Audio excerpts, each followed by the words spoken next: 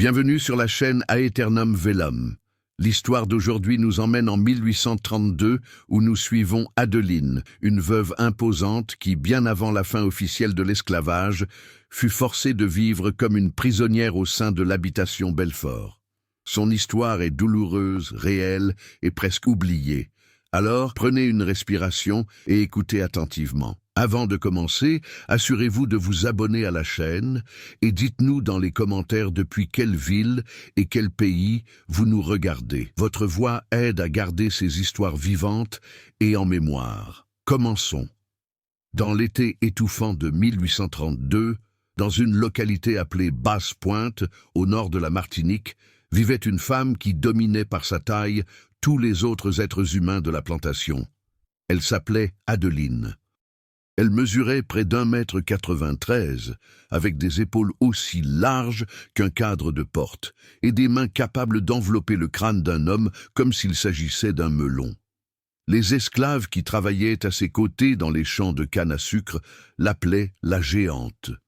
Les commandeurs blanches qui observaient depuis leurs chevaux l'appelaient la grande Adeline quand ils se sentaient généreux, ou la pointaient simplement du doigt en disant « celle-là » quand ils voulaient la déplacer d'une tâche à une autre. Elle pouvait soulever un tonneau de mélasse de 130 kilos au-dessus de sa tête sans plier les genoux ni ralentir le pas. Elle pouvait travailler 18 heures d'affilée dans la chaleur brutale des Antilles, coupant la canne jusqu'au coucher du soleil, puis portant des fardeaux au moulin jusqu'à ce que la lune soit haute, et avoir encore assez de force pour retourner aux cases des esclaves, avec 2 enfants épuisés sur le dos. Ses bras étaient épais comme des poteaux de clôture. Ses jambes étaient comme des troncs d'arbres enracinés dans la terre. Et son silence était si complet, si absolu, si inébranlable, que certains des nouveaux esclaves croyaient qu'elle était née sans langue. Elle avait une langue, elle avait une voix. Elle choisissait simplement de ne pas les utiliser, plus maintenant. Pas depuis qu'elle avait appris à 7 ans que parler ne donnait aux Blancs que plus de moyens de vous faire du mal. Ceci est l'histoire de cette femme. C'est l'histoire de la façon dont elle fut asservie 2 fois par le même morceau de terre. C'est l'histoire de la façon dont la société coloniale trouva un moyen de la garder dans les fers, même après que les chaînes furent supposées illégales. C'est l'histoire de comment elle survécut à des choses qui auraient tué la plupart des gens. Comment elle endura des souffrances qui auraient brisé la plupart des âmes. Et comment elle trouva finalement un moyen de riposter en utilisant la seule arme qui lui restait, sa mémoire, sa vérité, sa voix enfin libérée après des décennies de silence. Mais avant de pouvoir comprendre qui Adeline est devenue, nous devons comprendre d'où elle venait. Nous devons comprendre l'endroit qui l'a façonnée, le système qui a essayé de la détruire, et les gens qui pensaient posséder son corps, son travail et son existence même. L'habitation Belfort s'étendait sur plus de 5000 hectares de terre parmi les plus riches de la Martinique. Elle s'étirait le long des rives de la rivière Capot, ce cours d'eau boueux qui était l'artère vitale de l'agriculture dans cette région depuis avant même que l'île ne soit entièrement colonisée.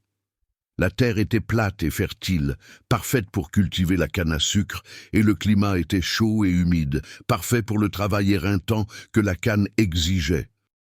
La plantation avait été établie dans les années 1810 par une famille nommée de Belfort, venue de Nantes, apportant avec elle sa fortune, ses ambitions et sa propriété humaine. En 1832, l'habitation Belfort était l'une des opérations sucrières les plus vastes et les plus rentables de toute la colonie.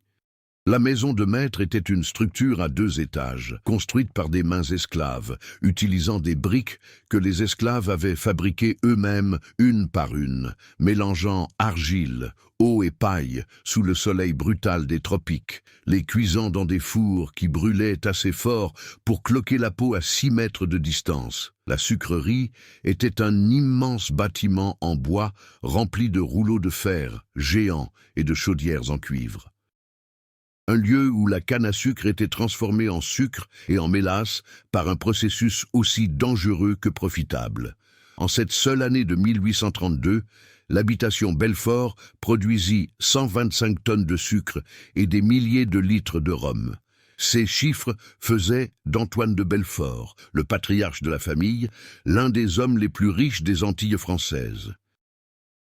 Ces chiffres étaient imprimés dans les journaux agricoles et les rapports commerciaux, cités comme preuve de ce que le travail acharné et une bonne gestion pouvaient accomplir sur les terres fertiles de la vallée.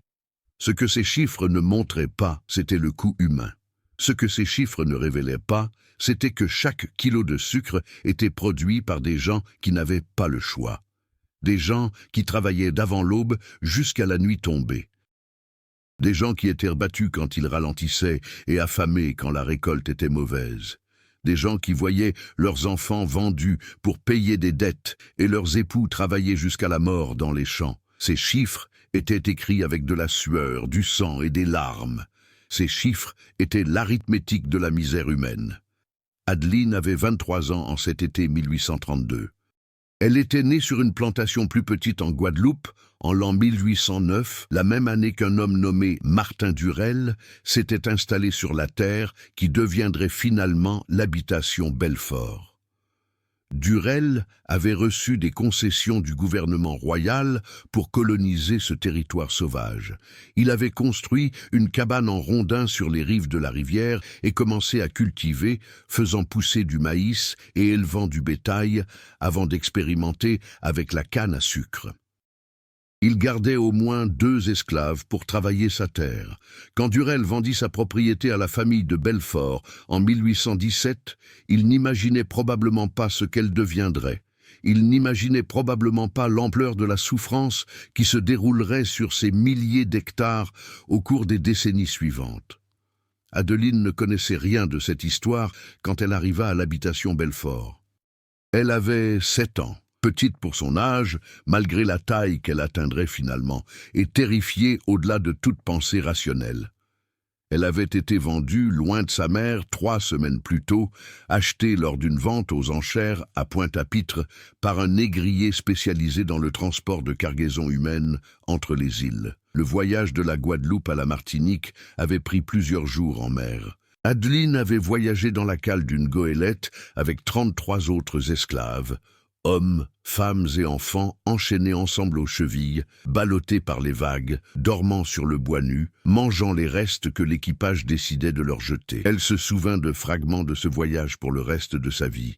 Le bruit des cordages qui grinçaient, l'odeur de sel et de vomi, l'air vicié qui brûlait les poumons. L'odeur des corps non lavés, pressés ensemble, dans la chaleur de la cale, et le visage de sa mère devenant de plus en plus petit alors que le chariot s'éloignait du quai jusqu'à disparaître et être parti pour toujours. Elle ne revit jamais sa mère, elle n'apprit jamais ce qui lui était arrivé, elle n'apprit même jamais le nom complet de sa mère. Dans les cases de l'habitation Belfort, on dit simplement à Adeline que son ancienne vie était finie et que sa nouvelle vie avait commencé. On lui donna un nouvel ensemble de vêtements, une robe en coton grossier qui pendait sur son petit corps comme un sac. Elle fut assignée à la bande des enfants, un groupe d'esclaves âgés de 5 à 12 ans, qui effectuaient des tâches légères autour de la plantation, arrachant les mauvaises herbes, portant de l'eau et apprenant les rythmes de la servitude qui définiraient le reste de leur vie. On lui dicta les règles. Ne parle pas sauf si on te parle. Ne regarde pas les blancs dans les yeux. Ne cours pas, ne te bats pas, ne pleure pas là où quelqu'un peut te voir. Travaille dur, obéis vite, survivane. Adeline apprit ces règles. Elle les apprit si bien qu'elles devinrent une partie d'elle, tissée dans ses os, son sang et son souffle. Elle apprit que le monde était divisé en 2 sortes de gens, ceux qui possédaient et ceux qui étaient possédés, et qu'elle était de façon permanente, irrévocable, dans la seconde catégorie. Elle apprit que son corps n'était pas le sien, que son temps n'était pas le sien, que même ses pensées étaient suspectes si elles se voyaient sur son visage. Elle apprit à se rendre invisible, à se déplacer dans le monde sans attirer l'attention, à exister dans les marges où les yeux du commandeur ne portaient pas. Elle grandit aussi. À 12 ans, elle mesurait déjà 1,78 m, plus grande que la plupart des femmes adultes de la plantation et que beaucoup d'hommes. À 16 ans, elle avait atteint sa taille adulte de 1,93 m. une présence imposante qui la rendait impossible à ignorer malgré tous ses efforts d'invisibilité. Les commandeurs la remarquèrent.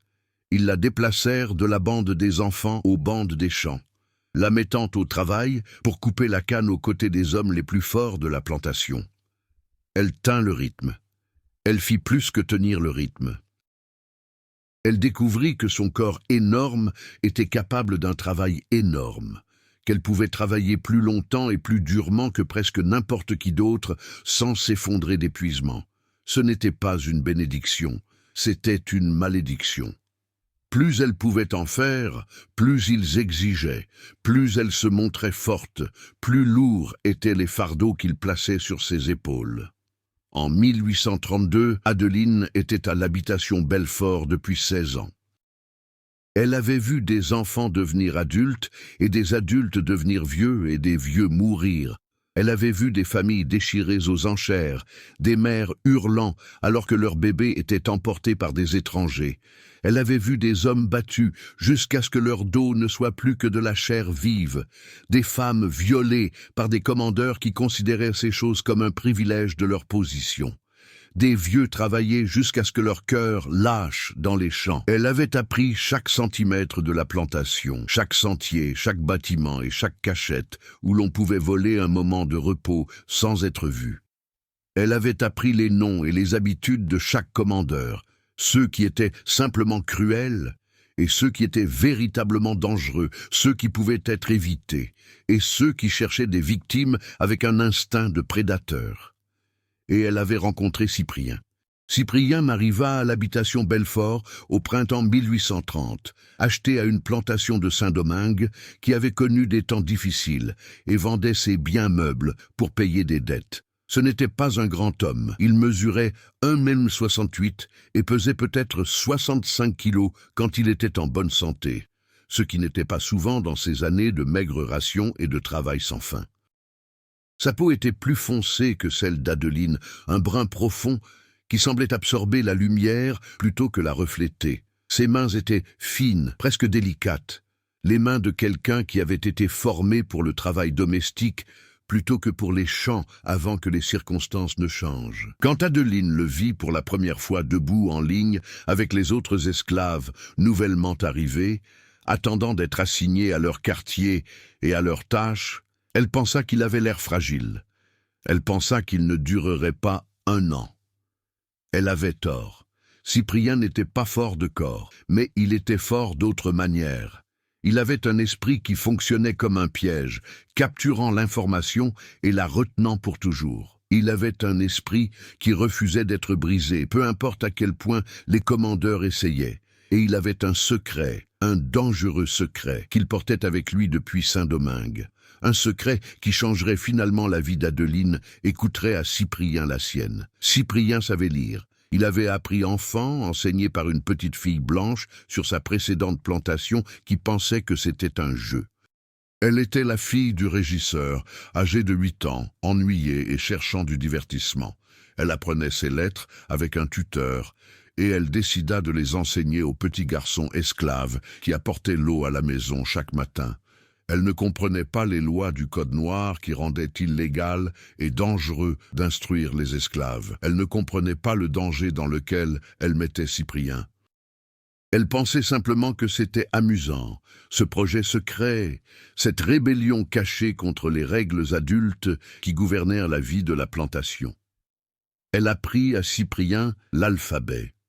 Elle lui apprit à déchiffrer les mots. Elle lui apprit à lire des phrases simples de son abécédaire. Et puis, quand elle eut 9 ans, elle mourut de la fièvre jaune. Et les leçons s'arrêtèrent, et Cyprien fut laissé seul avec une compétence qui pouvait le faire tuer si quelqu'un le découvrait. Il garda le secret pendant 15 ans. Il s'exerçait dans sa tête, déchiffrant les mots des panneaux, des étiquettes et de tout morceau de matériel imprimé qu'il pouvait apercevoir sans attirer l'attention. Il lisait les journaux que les Blancs laissaient traîner, jetant des coups d'œil furtifs quand personne ne regardait, assemblant une compréhension du monde au-delà des frontières de la plantation. Il apprit la politique, les guerres et les forces économiques qui façonnaient le système de l'esclavage dont il ne pouvait s'échapper. Il apprit qu'il y avait des gens en métropole qui croyaient que l'esclavage était mauvais, qui travaillaient pour l'abolir. Il apprit que la France avait connu une révolution où l'on parlait de liberté, d'égalité. Cyprien gardait tout ce savoir enfermé dans sa tête, un coffre au trésor d'informations qu'il ne pouvait partager avec personne jusqu'à ce qu'il rencontre Adeline. Il la remarqua immédiatement. Bien sûr, tout le monde remarquait Adeline. Il était impossible de ne pas remarquer une femme qui dépassait d'une tête tout le monde sur la plantation. Mais Cyprien remarqua autre chose. Il remarqua la façon dont elle observait. Il remarqua l'intelligence dans ses yeux, l'attention soigneuse qu'elle portait à tout ce qui l'entourait, la façon dont elle semblait cataloguer l'information même en effectuant le travail physique abrutissant qu'on exigeait d'elle. Il reconnut quelque chose en elle, une âme sœur, une observatrice, quelqu'un qui faisait plus que simplement survivre. Ils furent mariés à l'automne 1830, lors d'une cérémonie qui n'avait aucun statut légal sous la loi coloniale, mais qui était reconnue au sein de la communauté esclave comme contraignante et sacrée. Un vieil homme nommé Ézéchiel, qui avait été prêcheur avant d'être asservi, prononça des mots sur eux et demanda à Dieu de bénir leur union. Il n'y avait pas d'alliance, pas de certificat, pas d'enregistrement officiel d'aucune sorte. Juste deux personnes debout devant leur communauté et déclarant leur intention d'affronter les épreuves de la servitude ensemble. Le mariage était à bien des égards un arrangement pratique. Les esclaves mariés étaient souvent traités légèrement mieux que les célibataires, recevant marginalement plus de nourriture et marginalement plus d'intimité, et ayant marginalement moins de risques d'être vendus séparément. Mais c'était aussi quelque chose de plus. C'était une déclaration d'humanité dans un système conçu pour nier cette humanité. C'était un acte d'espoir, dans un endroit où l'espoir était dangereux. Dans l'intimité de leur petite case, dans le quartier des esclaves, lors de conversations chuchotées qui ne pouvaient être entendues, Cyprien confia son secret à Adeline. Il lui apprit à lire. Cela prit 2 ans. Ils avaient si peu de temps ensemble, quelques heures chaque nuit après que le travail de la journée fut terminé. Et même ces heures étaient sujettes aux interruptions des patrouilles et des commandeurs et aux innombrables demandes imprévisibles de la vie de plantation. Mais Adeline était une élève dévouée et Cyprien était un professeur patient. Il grattait des lettres dans le sol en terre battue de leur case, les effaçant avant l'aube. Il s'exerçait avec des bâtons sur la rive de la rivière quand il pouvait voler quelques moments d'intimité. Cyprien chuchotait des mots à l'oreille d'Adeline alors qu'il marchait vers les champs chaque matin, décomposant les syllabes, expliquant les significations, construisant son vocabulaire brique par brique comme s'il construisait une maison de savoir dans son esprit. À l'été 1832, Adeline pouvait lire à peu près au niveau d'un enfant de 10 ans selon les normes modernes. Elle pouvait déchiffrer lentement un article de journal, sonder les mots difficiles, réfléchir sur le sens de phrases qu'elle n'avait jamais rencontrées auparavant. Elle pouvait lire les avis affichés autour de la plantation, les étiquettes sur les tonneaux et les caisses, les notes punaisées sur le tableau d'affichage à l'extérieur de la maison principale. Pour la première fois de sa vie, le monde écrit lui était ouvert. Pour la première fois de sa vie, elle avait accès à une information qui n'était pas filtrée par la bouche des Blancs. Elle comprit aussi pour la première fois à quel point son savoir était dangereux.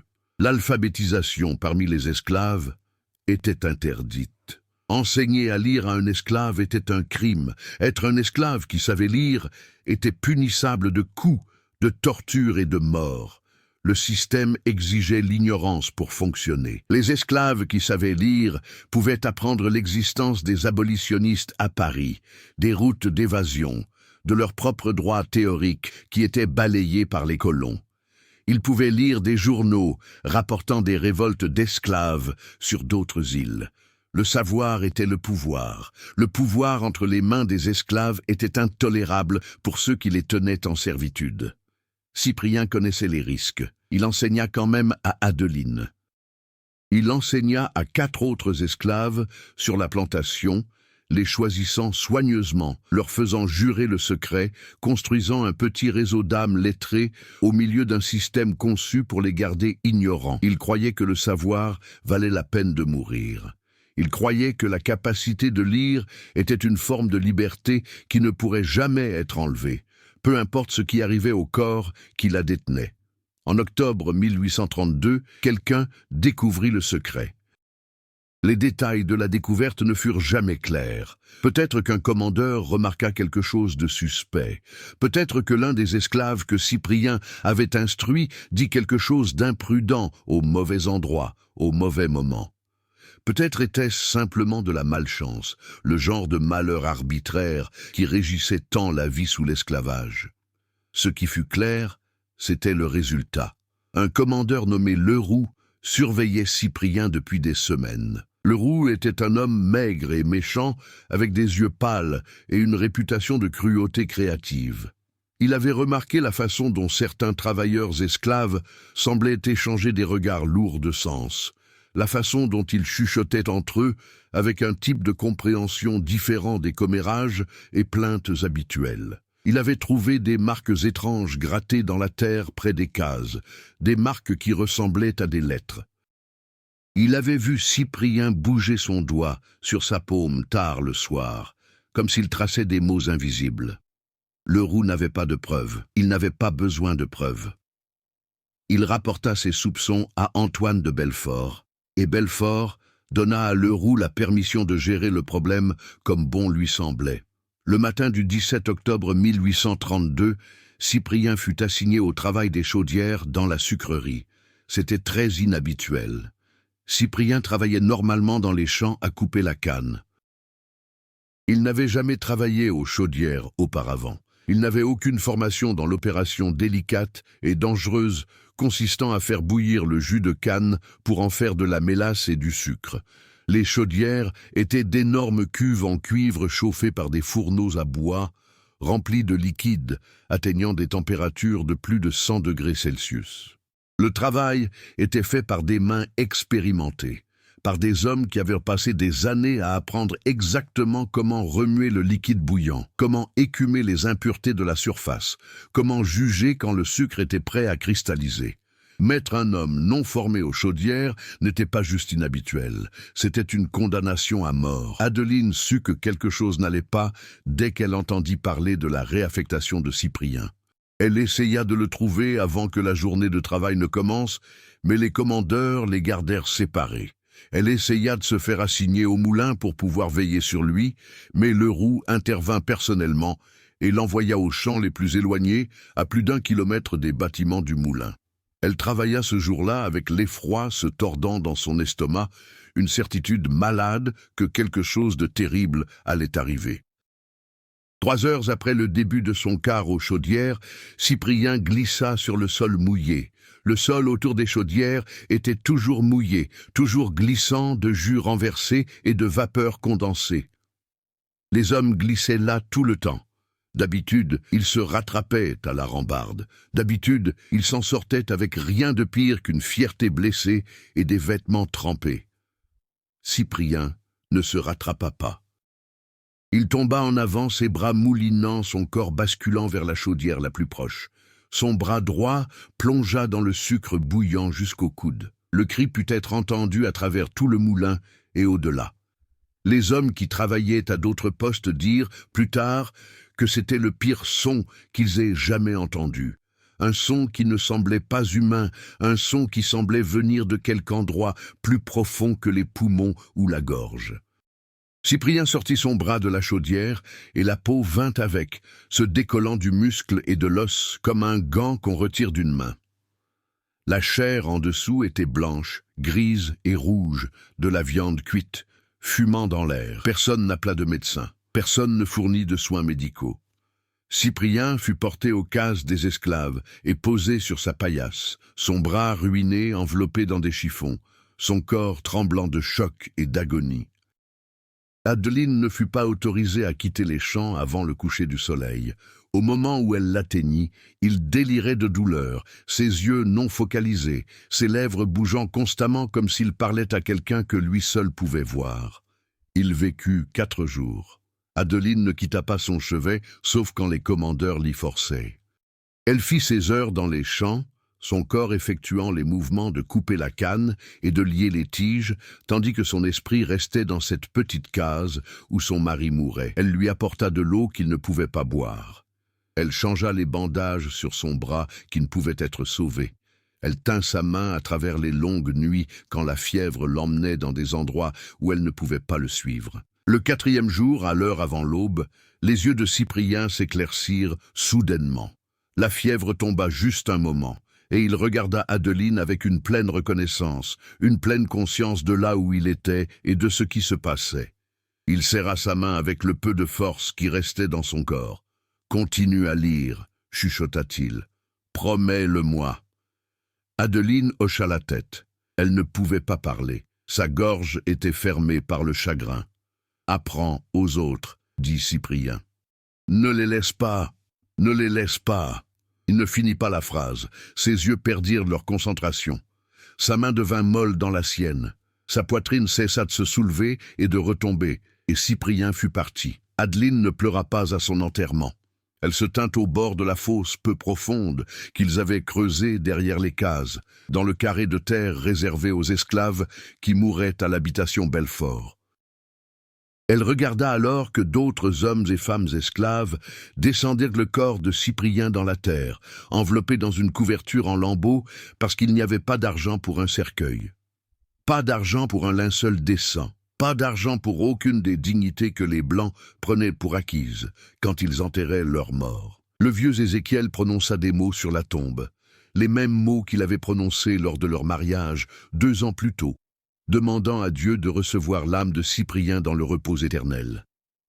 Les autres pleureurs chantèrent des cantiques, leur voix basse et lugubre, portant à travers les champs où ils avaient tous labeur, et continueraient tous de labeur, jusqu'au jour où eux aussi seraient descendus dans cette même terre. Adeline ne chanta pas, elle ne pria pas. Elle resta silencieuse et immobile, son visage un masque de pierre, ses yeux secs comme le désert. Mais à l'intérieur de sa poitrine, quelque chose se passait, quelque chose changeait, quelque chose qui avait dormi pendant 23 ans se réveillait, quelque chose qui avait été patient manquait de patience, quelque chose qui avait été brisé se réassemblait en une forme nouvelle et plus dure. Elle n'était pas en colère. La colère était un mot trop petit pour ce qu'elle ressentait. Ce qu'elle ressentait était quelque chose de plus froid et de plus durable, quelque chose qui la soutiendrait à travers les années à venir, quelque chose qui deviendrait finalement sa plus grande arme. Elle ressentait de la résolution, elle ressentait de la certitude. Elle ressentait la cristallisation d'un but qui guiderait chaque décision qu'elle prendrait à partir de ce moment. Elle allait détruire cet endroit. Pas les bâtiments, pas les champs, pas les structures physiques de la plantation. Elle allait détruire le système. Elle allait trouver un moyen de riposter, un moyen de frapper la machinerie de la servitude qui lui avait tout pris. Elle ne savait pas comment. Elle ne savait pas quand, mais elle savait avec une certitude qui allait au-delà de la foi, vers quelque chose de plus dur et de plus fiable, qu'elle trouverait un moyen. Elle avait 23 ans, elle était veuve, et elle avait fini d'être une victime. Les mois après la mort de Cyprien furent les plus durs de la vie d'Adeline. Le chagrin s'installa dans ses os comme une maladie qui ne voulait pas s'estomper. Elle traversait ses journées dans un brouillard, effectuant ses tâches mécaniquement, mangeant sans goûter, dormant sans se reposer. Les autres esclaves lui laissaient de l'espace, reconnaissant la profondeur de son deuil, même si elle n'en parlait jamais, ne pleurait jamais où quiconque pouvait voir, ne donnait aucun signe extérieur de la dévastation en elle. Mais même dans son chagrin, Adeline observait. Elle prêtait attention à tout ce qui l'entourait avec une intensité qu'elle n'avait jamais apportée à la plantation auparavant. Elle remarquait des choses qu'elle n'avait jamais remarquées. Elle voyait des motifs qu'elle n'avait jamais vus. Elle cherchait des faiblesses, des brèches dans le système, des opportunités qui pourraient être exploitées. Elle remarqua que le commandeur Leroux, qui avait sûrement été responsable de la mort de Cyprien, buvait du rhum chaque soir après le dîner et s'évanouissait vers 21 heures, laissant le quartier des esclaves effectivement sans surveillance pour les heures les plus sombres de la nuit. Elle remarqua que les patrouilleurs, qui surveillaient les routes et les limites de la propriété, concentraient leur attention sur les routes principales menant vers le nord et l'ouest et ignoraient largement le terrain marécageux et difficile le long de la rivière, au sud et à l'est. Elle remarqua que les cases des esclaves étaient construites sur un sol mou qui avait autrefois été le lit d'un ruisseau, un sol sablonneux et meuble, un sol qui serait facile à creuser si l'on avait des mains assez fortes et assez de temps. Et assez de patience. Adeline avait des mains fortes, elle avait du temps, un temps infini s'étendant devant elle dans la prison de la servitude, et elle n'avait plus rien à perdre, ce qui lui donnait une sorte de patience indiscernable du courage. À l'hiver 1832, après la fin de la saison de la récolte, alors que la plantation s'installait dans son rythme plus calme de réparation et de préparation pour la plantation de l'année suivante, Adeline commença à creuser.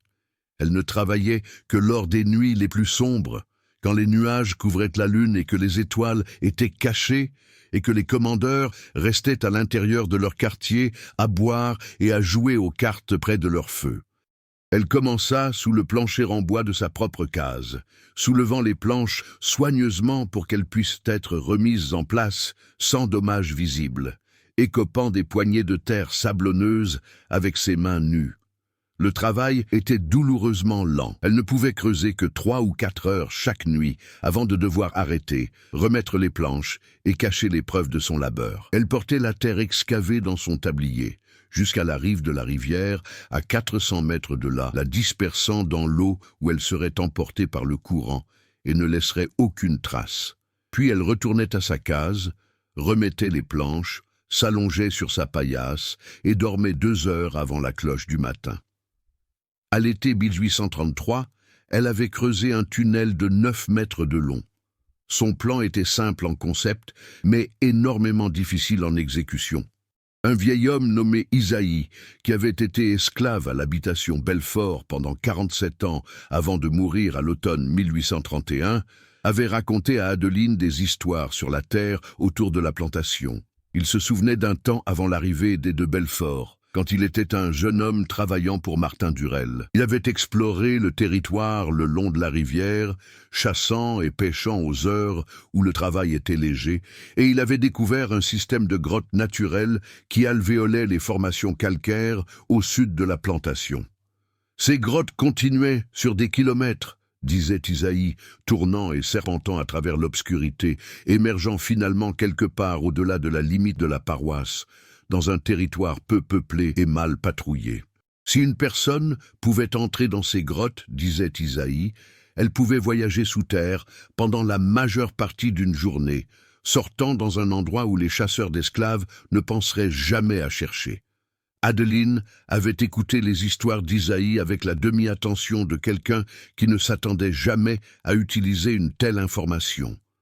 Maintenant, au lendemain de la mort de Cyprien, ces histoires lui revenaient avec la force d'une révélation. Si elle pouvait creuser un tunnel depuis les cases des esclaves jusqu'à l'entrée du système de grottes d'Isaïe, elle pourrait créer une route d'évasion qui contournait tous les dangers normaux de la fuite. Pas de route où les patrouilles pourraient vous repérer. Pas de chien qui pourrait suivre votre odeur à travers les bois. Pas de terrain découvert où un fugitif serait visible à des kilomètres. Juste l'obscurité, la pierre et la rivière souterraine qui, selon Isaïe, coulait à travers la partie la plus profonde des grottes. Cela prendrait des années. Elle le savait. Cela pourrait prendre des décennies. Elle le savait aussi. Mais Adeline avait cessé de penser en termes de sa propre vie. Elle pensait maintenant à quelque chose de plus grand, quelque chose qui lui survivrait si nécessaire. Même si elle ne s'échappait jamais par le tunnel elle-même, elle pouvait créer un chemin pour les autres. Elle pouvait laisser derrière elle un don pour les gens qui viendraient après elle.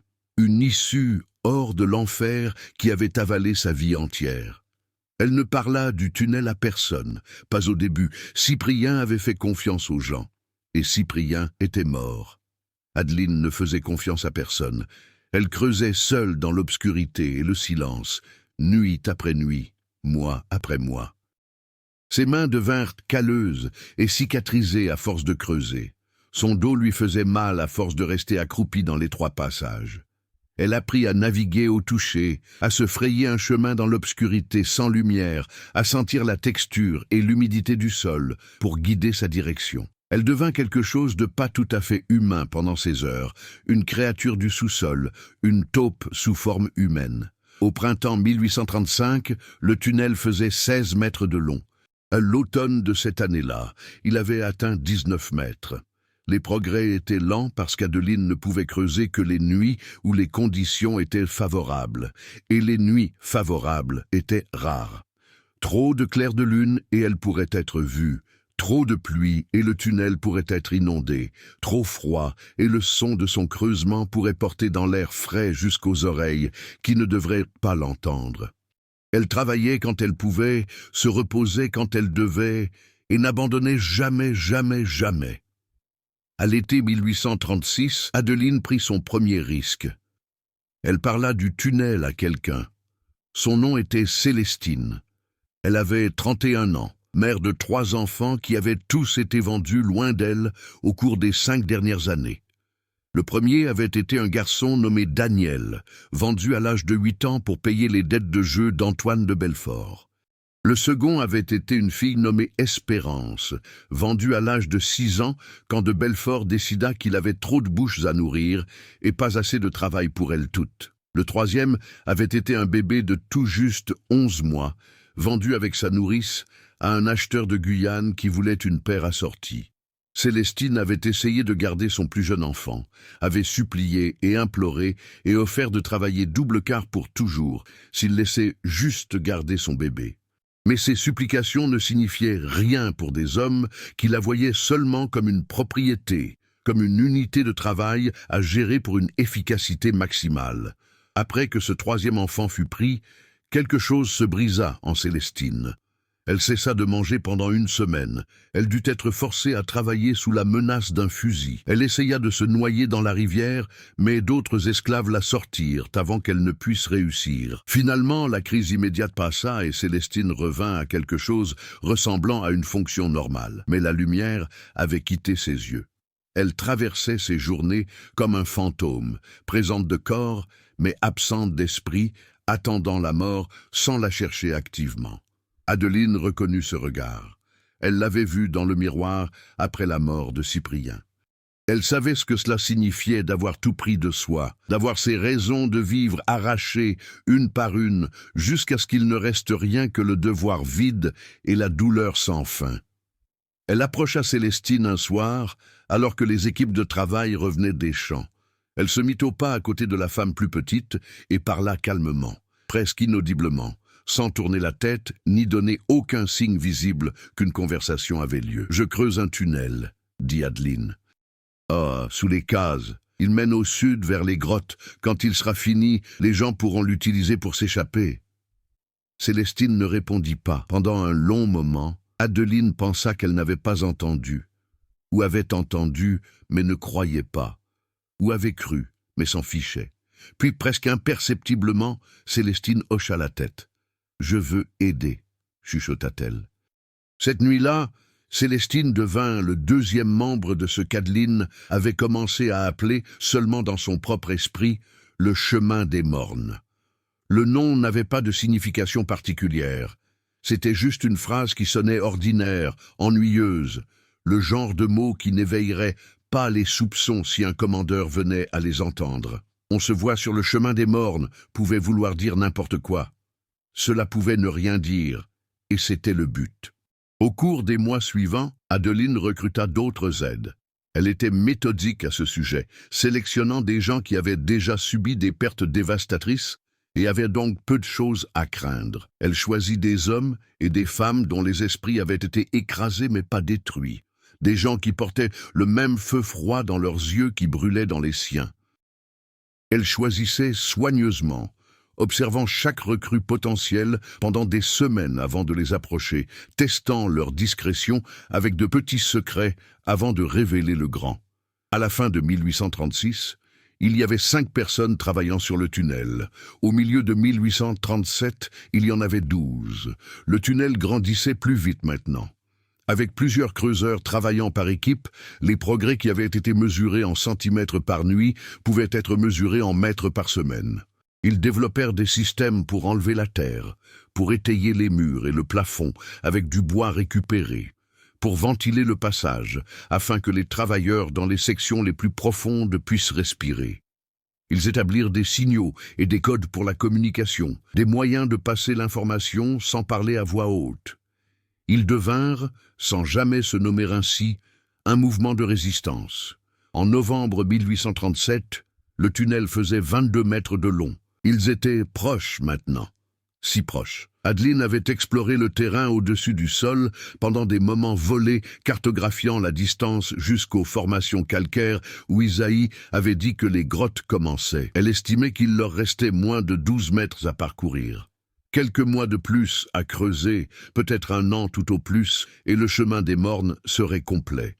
Puis, tout s'effondra. Antoine de Belfort, qui était devenu de plus en plus erratique au cours des années précédentes, fut déclaré juridiquement incapable par sa propre famille en novembre 1837.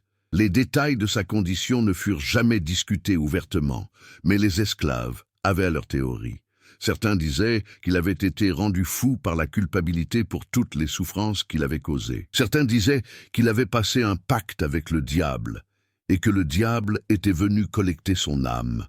Certains disaient que les fantômes des esclaves morts le visitaient chaque nuit, chuchotant des horreurs à son oreille, jusqu'à ce que son esprit se fissure comme une coquille d'œuf sous une botte. Quelle que soit la cause, le résultat fut le même. Antoine de Belfort fut retiré de sa plantation et expédié dans un asile en France, où il passerait les années restantes de sa vie dans une chambre fermée, balbutiant à propos de choses que lui seul pouvait voir. Son départ aurait pu être une bonne nouvelle pour les esclaves de l'habitation Belfort, sauf pour ce qui vint ensuite. Avec le maître de la plantation incapable, un tuteur légal dut être nommé pour gérer ses affaires. Le tribunal choisit un homme nommé Jean Adrien, un marchand de Fort-de-France qui possédait plusieurs petites fermes dans la région et avait une réputation de sens des affaires avisées.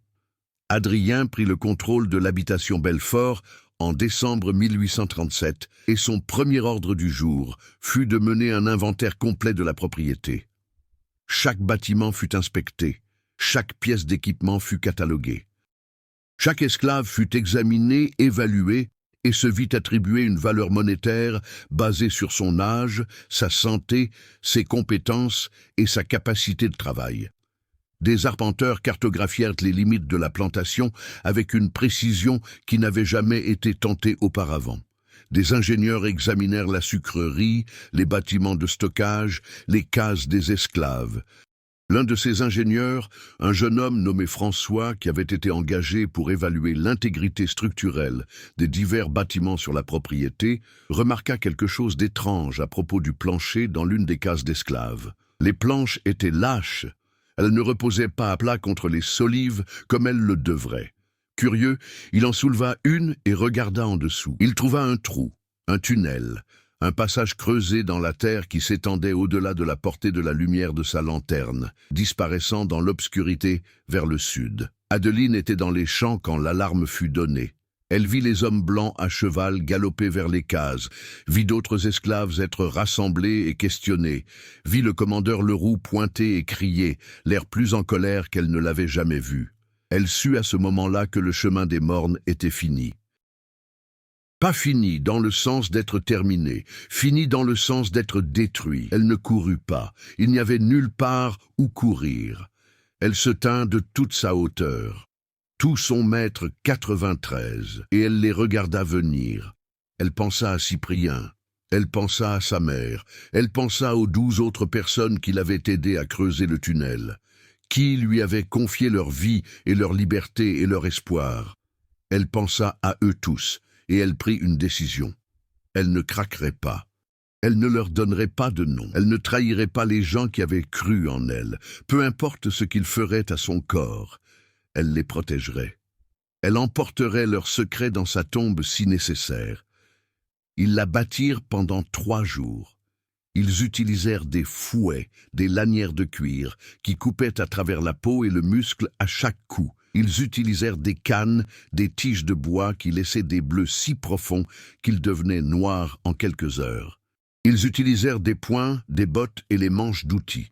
Ils lui cassèrent 4 côtes. Ils disloquèrent son épaule gauche. Ils lui firent de sauter dedans. Ils la battirent jusqu'à ce qu'elle ne puisse plus tenir debout. Puis, ils la relevèrent et la battirent encore.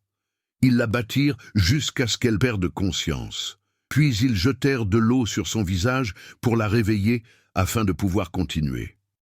Et à travers tout ça, à travers chaque coup et chaque cri de douleur qu'elle ne pouvait réprimer, ils lui posèrent les mêmes questions. Qui d'autre était impliqué? Qui d'autre savait pour le tunnel? Qui d'autre faisait partie de la conspiration? Donne-nous des noms, donne-nous des noms, donne-nous des noms. Adeline ne parla pas. Pas un mot, pas un nom, pas une syllabe de trahison. À la fin, ils abandonnèrent. Ils décidèrent qu'elle avait dû travailler seule. Ils décidèrent qu'une seule esclave folle avait creusé un tunnel de 22 mètres toute seule, au cours de 5 années, seule dans l'obscurité, motivée par rien d'autre que sa propre folie. C'était plus facile de croire cela que de croire qu'il y avait un mouvement de résistance organisé opérant juste sous leur nez. C'était plus facile de blâmer une personne que d'admettre que le système entier de contrôle était en échec. Ils vendirent Adeline à une plantation à Saint-Pierre comme punition. Elle fut chargée sur un chariot enchaîné, à peine consciente de ses blessures, son corps brisé, mais son esprit intact. Elle avait 28 ans, et elle quittait Basse-Pointe de la même façon qu'elle était arrivée 21 ans plus tôt, dans les fers, dans la douleur, dans le silence. Mais les 12 personnes qui l'avaient aidée à creuser le tunnel étaient toujours en vie. Ils étaient toujours à l'habitation Belfort, toujours esclaves, toujours souffrants, mais toujours respirants. Elle les avait protégés. Son silence les avait sauvés. C'était la victoire qu'elle emportait avec elle en exil. Ce n'était pas grand-chose, ce n'était pas assez, mais c'était quelque chose. C'était la preuve qu'il ne pouvait pas tout lui prendre. C'était la preuve que même dans les profondeurs de la servitude, même sous le fouet, même face à une cruauté inimaginable, elle pouvait toujours choisir. Elle pouvait toujours résister. Elle pouvait toujours remporter de petites victoires qui comptaient. Adeline passa les 9 années suivantes près de Saint-Pierre, esclave sur une plantation de coton appelée Habitation Bel-Air. Elle garda la tête basse. Elle travailla dur. Elle ne creusa aucun tunnel. Elle n'apprit à personne à lire. Elle n'attira l'attention sur elle d'aucune façon. Elle survécut simplement jour après jour, saison après saison, année après année, attendant quelque chose qu'elle ne pouvait nommer, quelque chose qu'elle n'osait même pas penser trop directement. Ce quelque chose arriva en 1848, la liberté.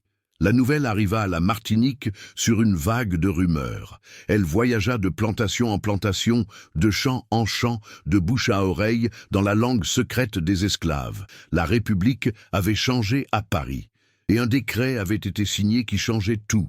Le décret d'abolition de 1848, le jour où le gouverneur de la Martinique proclama l'émancipation immédiate face à la pression populaire. L'ordre était simple dans son langage et révolutionnaire dans ses implications. Tous les esclaves des colonies françaises étaient libres. La relation entre les anciens maîtres et les anciens esclaves était maintenant la relation entre employeurs et main-d'œuvre salariée. Tous les esclaves étaient avisés de rester dans leurs demeures actuelles et de travailler pour des gages. Au moment où la nouvelle atteignit l'habitation Bel-Air, elle avait déjà été transformée par la répétition et l'espoir en quelque chose de presque mythique. Liberté. Le mot passa de personne à personne comme un texte sacré, comme une prière exaucée après des siècles d'attente. Liberté. Certaines personnes tombèrent à genoux et pleurèrent. Certaines personnes dansèrent. Certaines personnes restèrent figées, incapables de comprendre que le monde qu'elles avaient connu toute leur vie touchait à sa fin, que les chaînes qu'elles avaient portées depuis la naissance étaient brisées, qu'elles n'étaient plus des propriétés mais des personnes. Adeline ne fit aucune de ces choses. Elle avait 38 ans. Elle avait été esclave pendant 31 de ces années.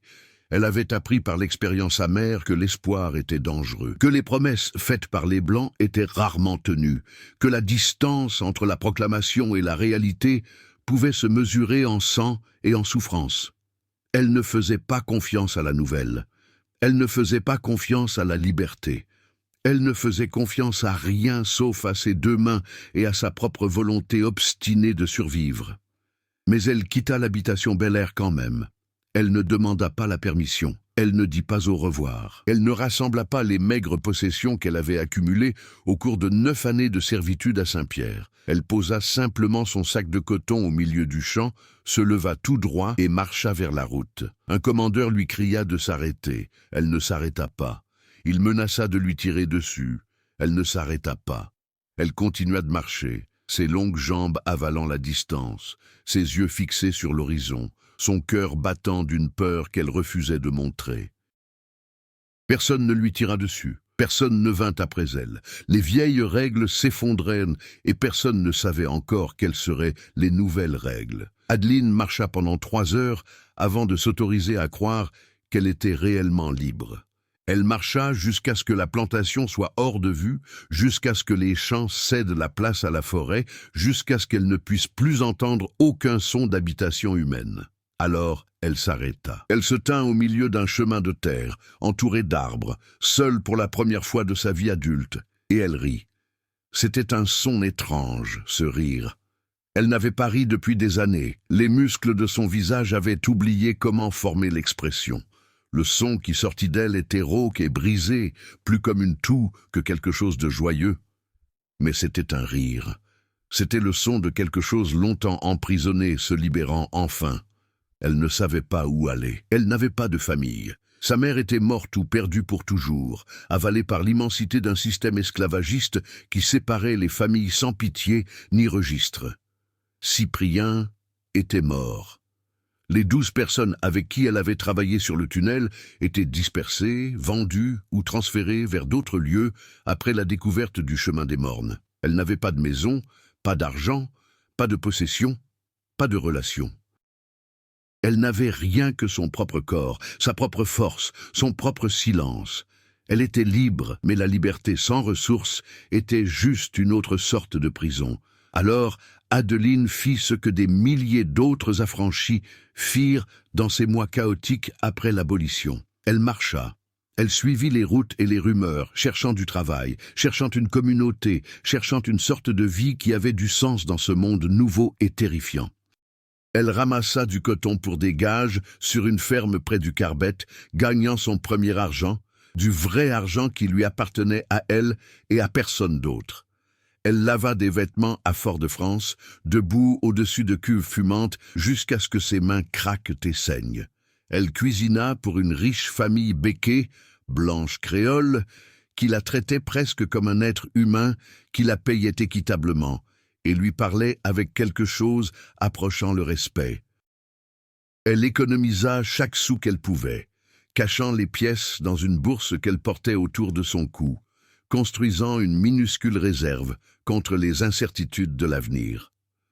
2 ans passèrent. Adeline déménagea d'endroit en endroit, ne restant jamais nulle part longtemps, ne formant jamais d'attachement qui pourrait être brisé.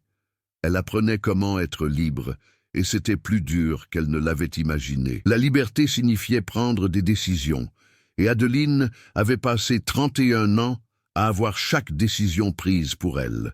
La liberté signifiait prendre la responsabilité de sa propre survie, et les compétences requises pour la survie en tant que personne libre étaient différentes des compétences requises pour la survie en tant qu'esclave. La liberté signifiait faire face à un monde qui était hostile au noir de façon nouvelle et créative. Un monde où les chaînes avaient été retirées, mais la haine demeurait, où l'esclavage avait été aboli, mais son esprit vivait dans les lois et les coutumes et les cœurs des Blancs qui refusaient d'accepter que leur propriété humaine soit maintenant leur égale. À l'automne 1850, Adeline se retrouva de retour dans le nord, près de Basse-Pointe. Elle n'avait pas prévu de revenir. Elle s'était dit maintes fois qu'elle ne remettrait jamais les pieds dans cette paroisse, qu'elle mettrait autant de distance que possible entre elle et la terre de ses souffrances. Mais quelque chose la rappela. Peut-être était-ce le souvenir de Cyprien enterré dans cette fosse peu profonde, à l'habitation Belfort. Peut-être était-ce le souvenir du tunnel, le chemin des mornes qui n'avait jamais été achevé, le rêve de liberté qu'il avait soutenu à travers tant d'années d'obscurité. Peut-être était-ce quelque chose qu'elle ne pouvait nommer, une attirance vers les scènes de son plus grand traumatisme, un besoin d'affronter le passé avant de pouvoir vraiment avancer vers l'avenir. Quelle que soit la raison, elle se retrouva debout sur une route poussiéreuse au François, regardant la ville où elle était arrivée comme une petite fille terrifiée de 7 ans, 40 ans plus tôt. La ville avait changé. L'abolition l'avait changé. Beaucoup des grandes maisons de plantation étaient vides ou abandonnées, leurs colonnes blanches se dressant comme des squelettes contre le ciel. Beaucoup des familles riches qui avaient bâti leur fortune sur le travail esclave avaient tout perdu quand ce travail fut émancipé. Le système économique entier qui avait soutenu cette région pendant des décennies s'était effondré et personne ne savait ce qui le remplacerait. Adeline vit une opportunité dans cet effondrement. La terre n'était pas chère en Martinique après l'abolition pour ceux qui avaient un peu d'argent. Les propriétaires blancs qui avaient perdu leur main-d'œuvre esclave ne pouvaient pas maintenir leur propriété. Ils étaient désespérés de vendre, prêts à accepter presque n'importe quel prix pour des hectares qui avaient autrefois valu des fortunes. Et il y avait de nouveaux programmes de l'administration coloniale, imparfaitement mis en œuvre, mais réels, conçus pour organiser le travail et la propriété. Adeline passa des semaines à rassembler des informations. Elle parla à d'autres affranchis qui s'étaient installés dans la région. Elle visita le bureau de l'administration et parla avec un commis qui semblait sincèrement intéressé à aider. Elle apprit les prix des terres et les procédures légales et la danse compliquée de la paperasse requise pour transférer une propriété d'un propriétaire à un autre. Elle n'avait jamais rien fait de tel auparavant. Elle n'avait jamais été autorisée à faire quoi que ce soit de tel auparavant, mais elle apprit vite, de la même façon qu'elle avait appris à lire, de la même façon qu'elle avait appris à creuser des tunnels, de la même façon qu'elle avait appris à survivre. Au printemps 1851, Adeline devint propriétaire de 5 hectares de terre martiniquaise. Ce n'était pas une terre agricole de premier choix. C'était rocailleux et vallonné, couvert de broussailles et d'arbres rabougris, pas bon pour la canne ou grand-chose d'autre, sauf faire paître quelques têtes de bétail. Mais c'était à elle. Son nom était sur l'acte écrit à l'encre officielle sur du papier officiel classé dans les registres officiels de la colonie. Ses pieds marchaient sur un sol qui lui appartenait. Après 41 ans à être possédée par d'autres, elle possédait enfin quelque chose elle-même. Elle construisit une petite case de ses propres mains, coupant des rondins et les assemblant sans l'aide de personne. Le travail lui prit 3 mois, mais ça ne la dérangeait pas. Chaque coup de hache, chaque encoche sculptée dans le bois, chaque rondin soulevé en place était un acte de création, une affirmation de son existence en tant que personne libre, capable de façonner son propre destin. Elle acheta 2 vaches et un mulet à un fermier voisin. Utilisant l'argent qu'elle avait économisé sur 2 ans de travail salarié, elle planta un jardin potager, tomates et haricots et ignames, de la nourriture qu'elle ferait pousser et récolterait et mangerait sans la permission ni la surveillance de personne. Elle assistait à une église à 5 kilomètres de là où la congrégation était toute noire, et le prêtre parlait de Moïse et de la terre promise avec des larmes coulant sur son visage buriné. Pendant 6 mois, Adeline fut heureuse. C'était un sentiment étrange. Le bonheur. Elle avait presque oublié ce que cela faisait. Elle avait passé tant d'années en mode survie, tant d'années concentrées seulement sur l'endurance de l'heure suivante et du jour suivant, qu'elle avait perdu la capacité de joie. Mais maintenant, lentement, timidement, cette capacité revenait. Elle se surprenait à fredonner pendant qu'elle travaillait dans son jardin. Elle se surprenait à sourire aux pitreries de son mulet, une créature têtue nommée Moïse, qui semblait déterminée à tester sa patience à chaque occasion. Elle se surprenait à parler plus, pas beaucoup, mais plus qu'avant. Elle racontait des histoires aux enfants de ses voisins, des contes d'animaux malins et de héros courageux qu'elle se rappelait de sa propre enfance, du temps avant que l'esclavage ne lui ait tout volé.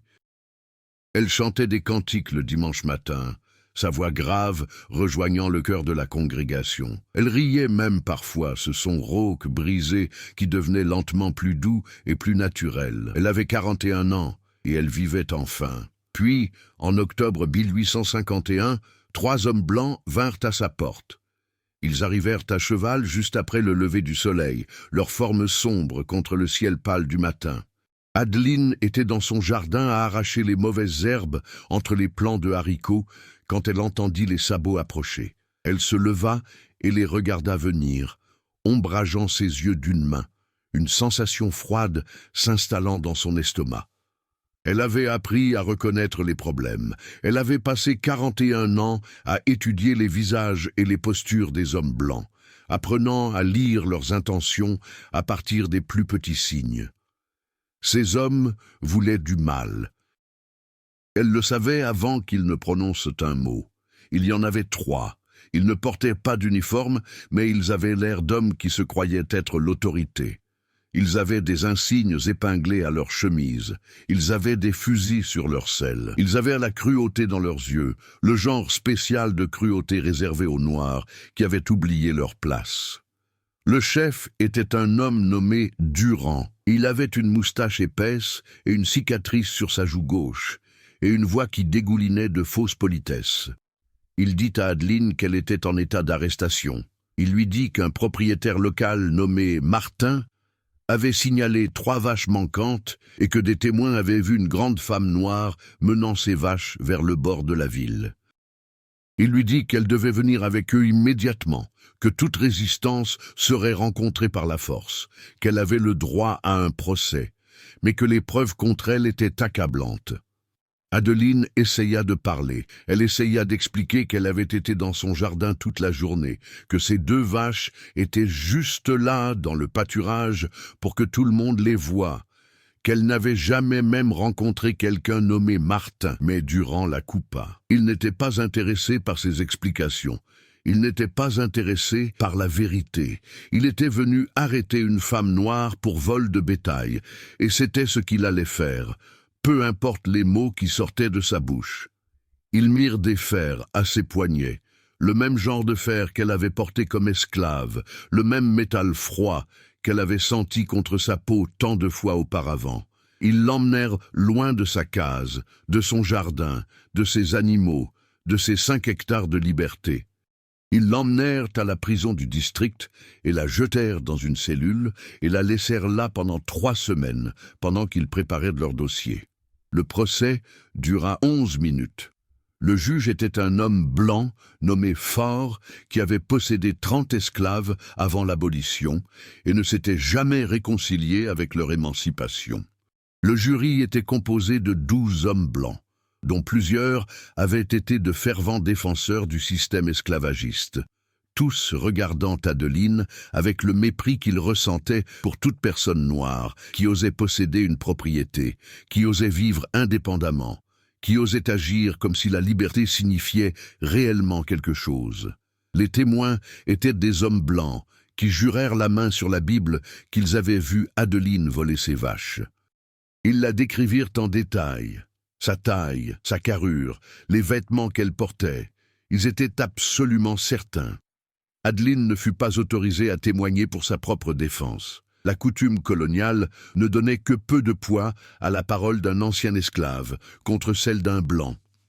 Son avocat, un jeune homme blanc commis d'office qui avait passé peut-être 15 minutes à revoir son dossier, n'appela aucun témoin. Il ne contre-interrogea pas les hommes qui l'accusaient. Il ne contesta pas les incohérences évidentes de leurs histoires. Il resta simplement silencieux pendant que l'accusation présentait son cas, et ensuite il s'assit sans faire aucun argument du tout. Le verdict fut coupable. La sentence fut de 5 ans de travaux forcés. Adeline ne cria pas quand la sentence fut lue. Elle ne protesta pas, ne supplia pas. Elle se tint dans la salle d'audience la tête haute et le dos droit, de la même façon qu'elle s'était toujours tenue. Et elle regarda le juge avec des yeux qui ne contenaient aucune peur et aucune soumission. Elle avait survécu à pire que ça. Elle avait survécu à la perte de sa mère, à la mort de son mari, à la destruction de son tunnel, à la vente en exil, aux années de servitude à Saint-Pierre. Elle avait survécu à 31 ans d'esclavage et à 2 ans de soi-disant liberté qui s'était avéré être juste un autre piège. Elle survivrait à ça aussi. Mais quelque chose en elle durcit pendant ces 11 minutes. Quelque chose qui avait commencé à s'adoucir pendant ces 6 mois de bonheur redevint froid et tranchant. Elle avait osé espérer, elle avait osé croire que le monde changeait, que la liberté était réelle, qu'elle pourrait réellement vivre le reste de sa vie comme un être humain plutôt que comme une propriété. Elle avait eu tort. Les chaînes n'avaient pas été brisées, elles avaient seulement changé de forme. Adeline ne fut pas envoyée dans une prison d'État. Il n'y avait pas assez de prisons dans la colonie pour contenir tous les gens condamnés pour des crimes dans ces années après l'abolition. Les Noirs étaient arrêtés en grand nombre, accusés de vagabondage, vol, intrusion, conduite désordonnée, insolence, et 100 autres offenses qui pouvaient signifier ce que les autorités blanches voulaient qu'elles signifient. Le système judiciaire ne pouvait pas tous les traiter. Les prisons ne pouvaient pas tous les contenir. Alors, l'administration avait développé une alternative, les ateliers de discipline ou le travail forcé loué aux particuliers. Sous ce système, les prisonniers étaient loués à des entreprises privées, des fermes et des plantations. L'État recevait une taxe pour chaque forçat loué. Les entreprises recevaient une main-d'œuvre qui ne coûtait presque rien, et les forçats ne recevaient rien du tout, sauf plus de servitude, plus de souffrance, plus de chaînes. Ils n'étaient pas payés pour leur travail, ils ne pouvaient pas partir. Ils pouvaient être punis par leurs locataires pour n'importe quelle raison ou aucune raison du tout. Ils étaient travaillés de l'aube jusqu'au crépuscule et au-delà, nourris à peine assez pour les garder en vie, logés dans des conditions qui auraient été illégales pour du bétail. Le système était de l'esclavage sous un nom différent. C'était de l'esclavage avec de la paperasse. Et Adeline fut envoyée à l'habitation Belfort. L'ironie était si cruelle qu'elle semblait délibérée. La même terre où elle avait été esclave enfant, où elle avait rencontré et épousé et enterré Cyprien, où elle avait creusé son tunnel et été battue pendant 3 jours et vendue en exil. La même terre où elle avait d'abord appris ce que cela signifiait d'être une propriété, d'être moins qu'humaine, d'être une chose à utiliser et à jeter. Elle y retournait, pas comme esclave cette fois, comme prisonnière, comme s'il y avait une différence. L'habitation Belfort de 1851 n'était pas la même plantation qu'Adeline se rappelait. L'opération sucrière avait été fermée des années auparavant. Les champs de canne étaient envahis de mauvaises herbes et d'herbes folles.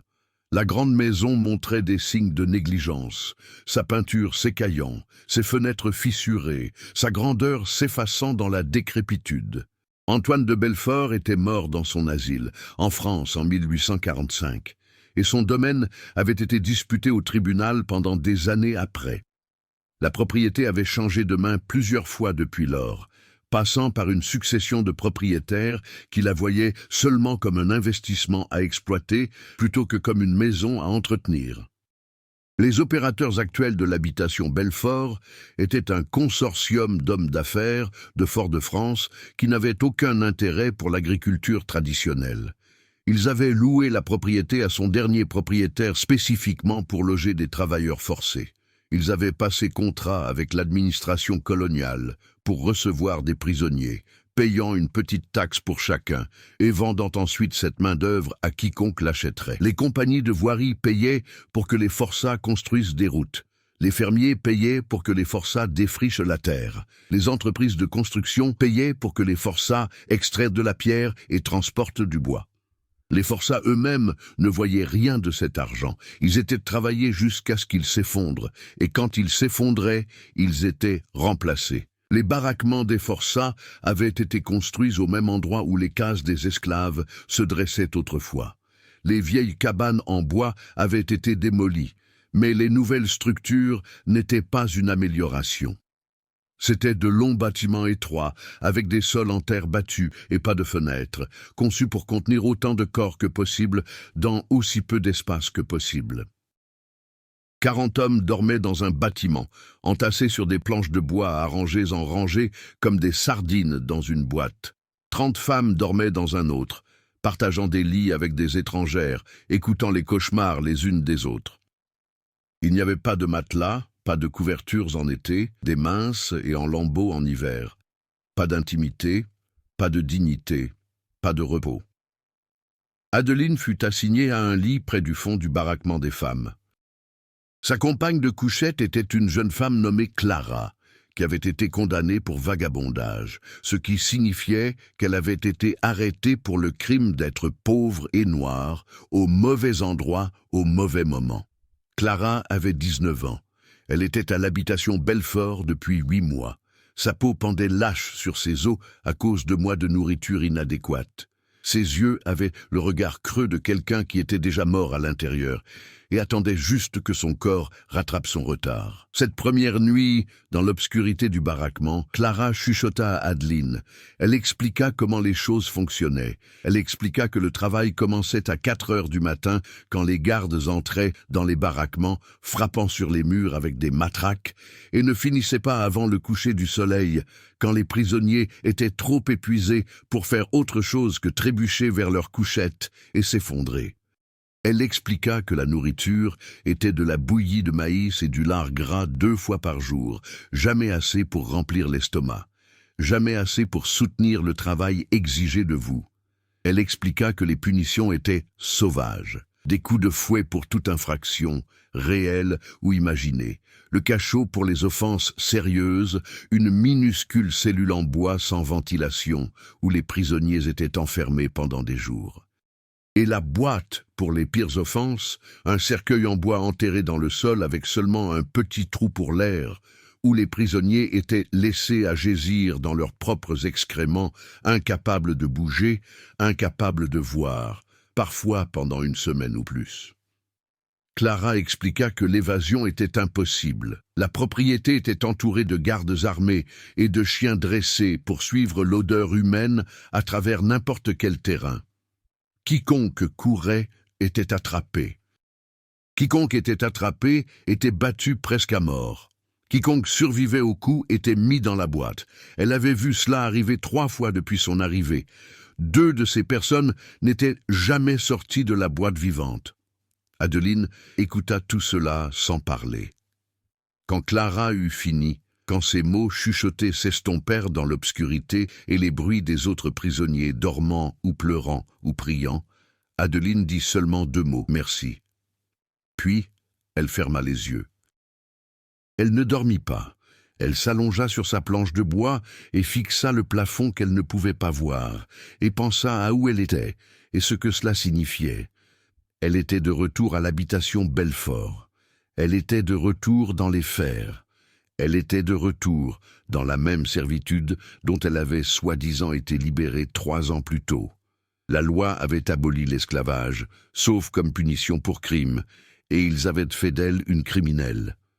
Elle comprenait maintenant. Elle comprenait ce qu'ils avaient fait et pourquoi ils l'avaient fait.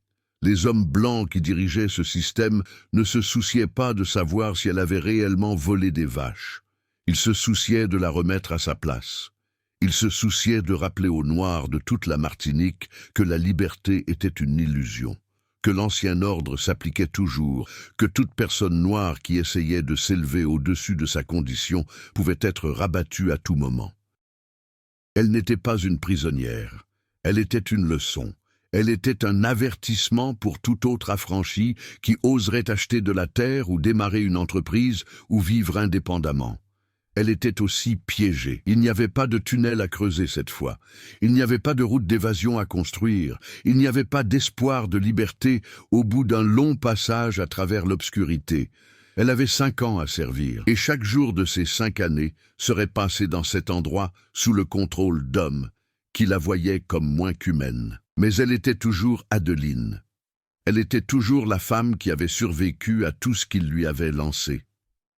Elle était toujours la femme qui avait creusé 22 mètres de tunnel avec ses mains nues. Elle était toujours la femme qui avait pris une raclée de 3 jours sans donner un seul nom. Il pouvait emprisonner son corps. Il pouvait la forcer au labeur. Il pouvait la battre et l'affamer et la travailler jusqu'à ce qu'elle tombe. Mais il ne pouvait pas avoir son âme. Pas encore. Plus jamais. Le travail à l'habitation Belfort était différent du travail qu'Adeline se rappelait de ses années d'esclave. L'opération sucrière avait disparu. Les champs de canne étaient abandonnés. Au lieu de cela, les travailleurs forcés étaient utilisés pour le défrichement, la construction et toutes autres tâches que les locataires exigeaient. Ils abattaient des arbres avec des haches et des scies à main. Ils arrachaient des souches du sol en utilisant des chaînes et des mulets. Ils creusaient des fossés et construisaient des digues et cassaient des pierres en gravier pour la construction de routes. Ils travaillaient dans les marécages et les forêts et les champs sous la chaleur et la pluie, de la première lumière de l'aube jusqu'à la dernière lueur du crépuscule. C'était un travail conçu non seulement pour produire des résultats, mais pour produire de la souffrance. Les hommes qui dirigeaient le programme de travail forcé à l'habitation Belfort ne pensaient pas à leurs prisonniers comme des travailleurs à gérer efficacement. Ils pensaient à eux comme des corps à user et remplacer. Un prisonnier qui travaillait à un rythme raisonnable était battu pour paresse. Un prisonnier qui s'effondrait d'épuisement était battu pour simulation. Un prisonnier qui se plaignait des conditions était battu pour insolence. Les coups étaient constants, implacables, un rythme de fond de violence qui ne s'arrêtait jamais. Adeline devint rapidement l'une des travailleuses les plus précieuses sur la propriété. Sa taille et sa force signifiaient qu'elle pouvait faire le travail de 2 ou 3 prisonniers ordinaires. Elle pouvait manier une hache pendant 12 heures sans s'arrêter. Elle pouvait soulever des pierres, qu'il fallait 4 hommes pour bouger. Elle pouvait patauger dans l'eau des marais jusqu'à la poitrine et en sortir des troncs qui avaient été submergés pendant des années. Les surveillants aimaient sa productivité. Ils détestaient tout le reste chez elle.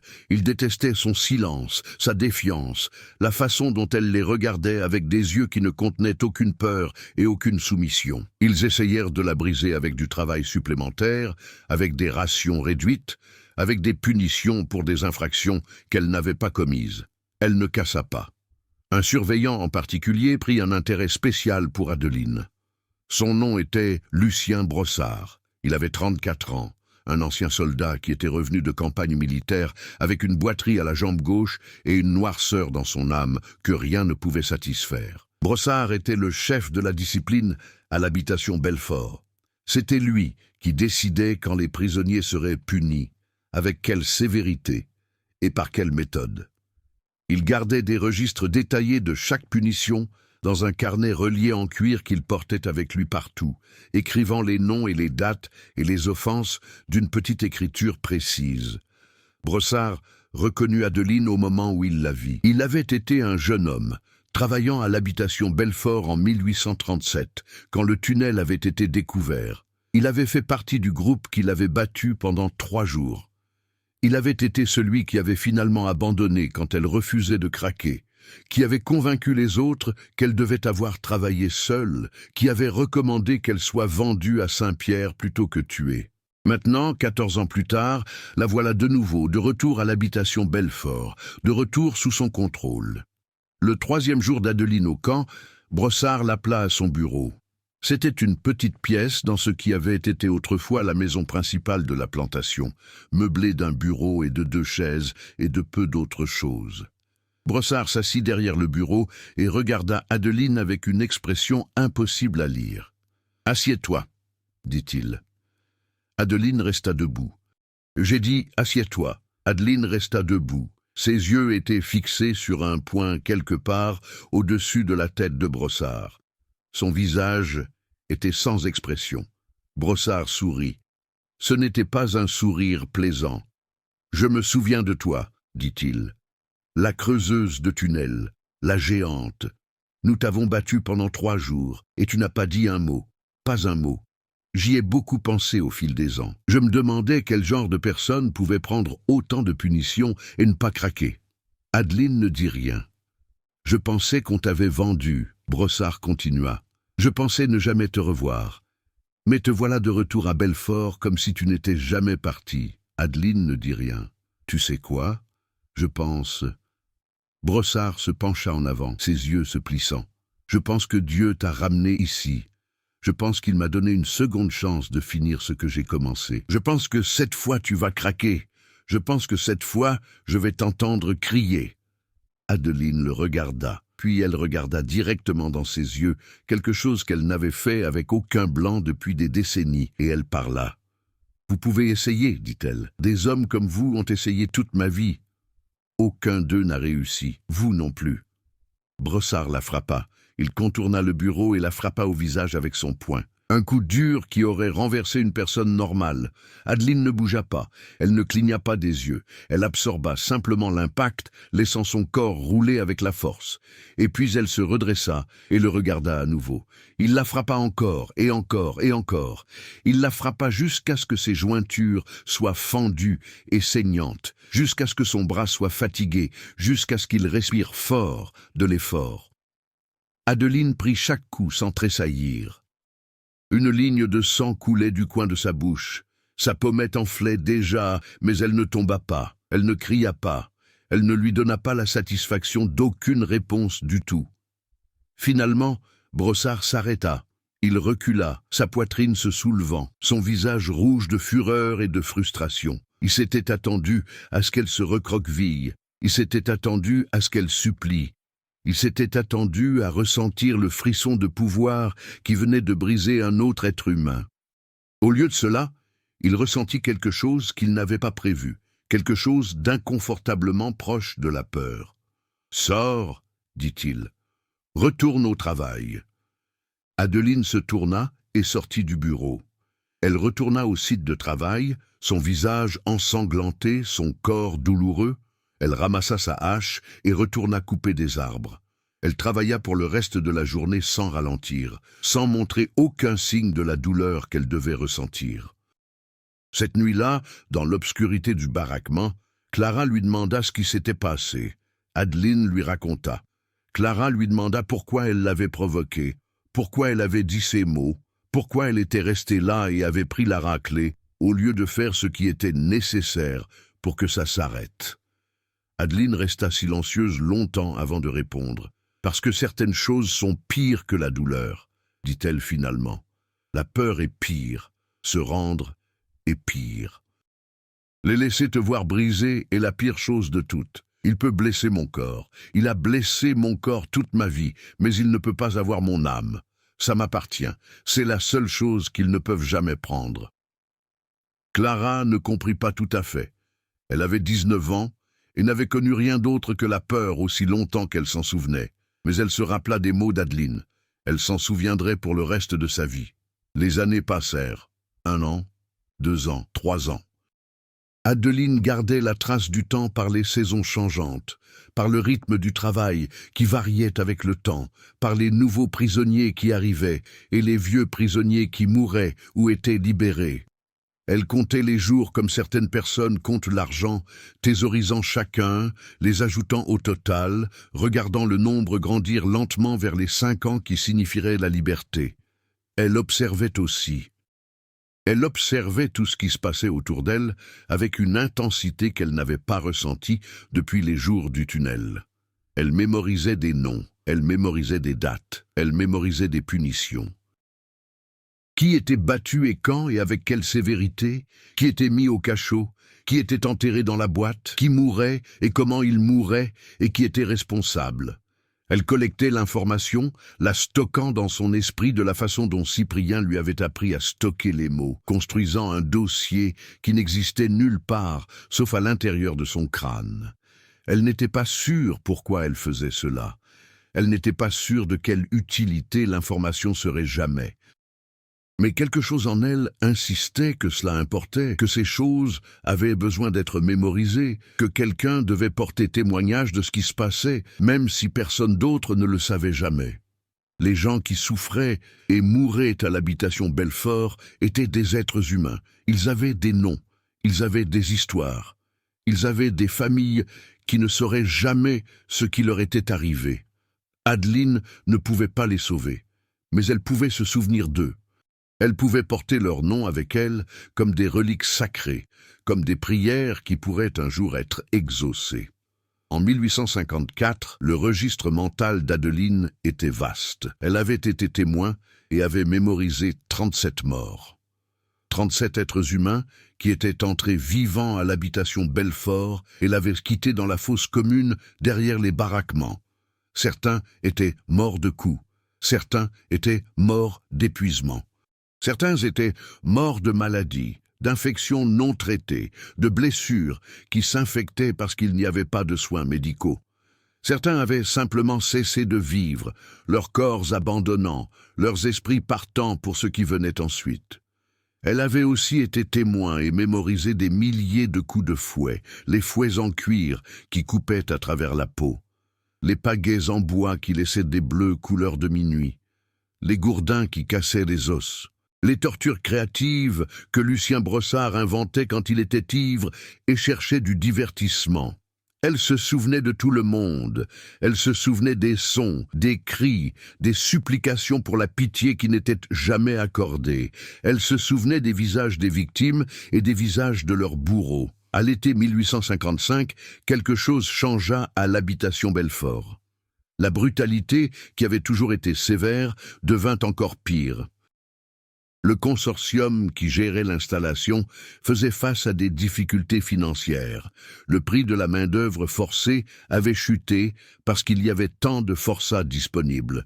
Ils pressaient leurs travailleurs plus fort pour maintenir les profits, exigeant plus de travail pour moins de nourriture, punissant tout signe de ralentissement. Lucien Brossard, dont la consommation d'alcool avait augmenté régulièrement au fil des ans, devint plus erratique et plus violent. Il commença à sélectionner certains prisonniers pour une attention spéciale, les ciblant pour des abus répétés, jusqu'à ce qu'ils meurent ou deviennent fous. L'un de ces prisonniers était un jeune homme nommé Jean-Louis Michel. Jean-Louis avait 22 ans. Il avait été condamné pour avoir volé un cochon, un crime qui avait peut-être ou peut-être pas eu lieu, mais qui résulta en une peine de 10 ans de toute façon. C'était un petit homme, frêle et doux, avec un bégaiement qui faisait de lui une cible facile pour la moquerie. Il était à l'habitation Belfort depuis 14 mois. Il n'avait jamais causé de problème. Il n'avait jamais enfreint aucune règle. Mais quelque chose chez lui attira l'attention de Brossard. Quelque chose à propos de sa vulnérabilité, de sa peur, de son désir désespéré de survivre, déclencha l'instinct de prédateur dans l'âme endommagée de Brossard. Au cours de 3 semaines, Brossard détruisit Jean-Louis Michel. Cela commença par de petits tourments, des affectations de travail supplémentaires, des rations réduites, une humiliation publique devant les autres prisonniers. Puis cela escalada. Des coups pour des infractions imaginaires, des jours au cachot pour avoir regardé Brossard de travers, des coups pour la façon dont il émergeait du cachot, trop faible et hébété pour se tenir au garde-à-vous correctement. L'assaut final commença un mardi matin fin juillet. Brossard accusa Jean-Louis de voler de la nourriture à la cuisine, une charge qui était évidemment fausse, puisque Jean-Louis n'avait pas été près de la cuisine. Il condamna Jean-Louis à 200 coups de fouet à administrer sur 3 jours. Le premier jour, Jean-Louis reçut 67 coups. Le deuxième jour, il en reçut encore 67. Au 3e jour, son dos n'était plus que de la chair vive, si détruit qu'on pouvait voir le blanc de sa colonne vertébrale à travers les plaies. Il reçut les 66 coups restants. De toute façon, ensuite, il fut jeté dans la boîte enterrée pour 1 semaine. Quand ils sortirent Jean-Louis de la boîte, il était à peine vivant. Ses blessures s'étaient infectées. Son corps était couvert de ses propres excréments. Il ne pouvait pas se tenir debout. Il ne pouvait pas parler. Il pouvait à peine respirer. Brossard le regarda et décida qu'il n'avait pas été assez puni. Il ordonna encore 100 coups. Jean-Louis mourut au 4e coup. Adeline était là. Elle avait été assignée à l'équipe de travail près de la cour des punitions, et elle avait été témoin des 3 semaines entières du tourment de Jean-Louis. Elle l'avait vu souffrir, elle l'avait entendu supplier pitié de sa voix bégayante. Elle avait vu la lumière s'éteindre de ses yeux jour après jour, alors que Brossard le détruisait systématiquement. Quand ce fut fini, Quand le corps de Jean-Louis eut été porté à la fosse commune et jeté avec tous les autres, Adeline alla voir Clara. Elle la trouva dans le baraquement assise sur sa couchette fixant le vide. « As-tu vu » demanda Adeline. Clara hocha la tête. Elle avait vu. Tout le monde avait vu. Brossard s'en était assuré. « Souviens-toi » dit Adeline. « Souviens-toi de chaque détail. Souviens-toi de son nom. Jean-Louis Michel, 22 ans, condamné pour avoir volé un cochon, assassiné par Lucien Brossard en juillet 1855. Clara la regarda avec des yeux vides. Pourquoi ? À quoi bon se souvenir ? Adeline s'assit à côté d'elle. Elle prit la main de Clara dans la sienne, quelque chose qu'elle n'avait jamais fait auparavant. Sa voix, quand elle parla, était basse et féroce et remplie d'une certitude qui semblait venir de quelque part au-delà d'elle-même. « Parce qu'un jour quelqu'un demandera, dit-elle. Un jour quelqu'un voudra savoir ce qui s'est passé ici. Et quand ce jour viendra, nous devons être prêtes. Nous devons avoir la vérité. Tout, chaque nom, chaque mort, chaque crime. La vérité est la seule arme que nous ayons. Et nous allons l'utiliser. » Cette nuit-là, Adeline prit une décision qui façonnerait le reste de son temps à l'habitation Belfort. Elle allait faire plus que se souvenir. Elle allait se préparer. Elle allait assembler un dossier si complet, si détaillé, si dévastateur qu'il ne pourrait pas être ignoré ou rejeté. Et elle allait attendre l'opportunité de l'utiliser. Elle commença à creuser de nouveau. Pas un tunnel cette fois, un type différent d'excavation. Elle commença à rassembler des histoires d'autres prisonniers, leur demandant calmement ce qu'ils avaient vu et vécu, ajoutant leurs souvenirs aux siens. Elle commença à traquer des motifs, remarquant quels gardes étaient les plus brutaux, quels jours étaient les plus dangereux, quels prétextes étaient utilisés le plus souvent pour justifier la punition. Elle commença à construire dans son esprit une image complète du système qui les tenait tous captifs. 3 autres années passèrent, 3 autres années de labeur et de souffrance et de mort. Adeline observa. Adeline se souvint. Adeline attendit. En février 1858, sa patience fut récompensée. Un magistrat de Fort-de-France nommé inspecteur Moreau avait reçu des rapports d'affranchis de la région concernant les conditions dans divers camps de travail forcés. Moreau était une créature rare dans la colonie d'après l'abolition, un homme blanc qui croyait réellement que les Noirs étaient des êtres humains méritant une dignité basique. Il collectait des témoignages depuis des mois, documentant les abus dans les camps à travers la région. Il écrivit au gouverneur, demandant une enquête. Le gouverneur, faisant face à la pression politique des journaux métropolitains qui publiaient des exposés sur le travail forcé, accepta de nommer un comité d'enquête. Le comité consistait en 3 hommes. Ce n'étaient pas des réformateurs. Ils n'étaient pas particulièrement sympathiques au sort des prisonniers noirs. C'étaient des politiciens et des hommes d'affaires qui avaient été assignés à une tâche désagréable et voulaient la terminer aussi vite que possible. Mais ils avaient l'autorité de visiter les installations de travail forcé pour interroger les prisonniers et les gardes et pour rapporter leurs conclusions au gouverneur.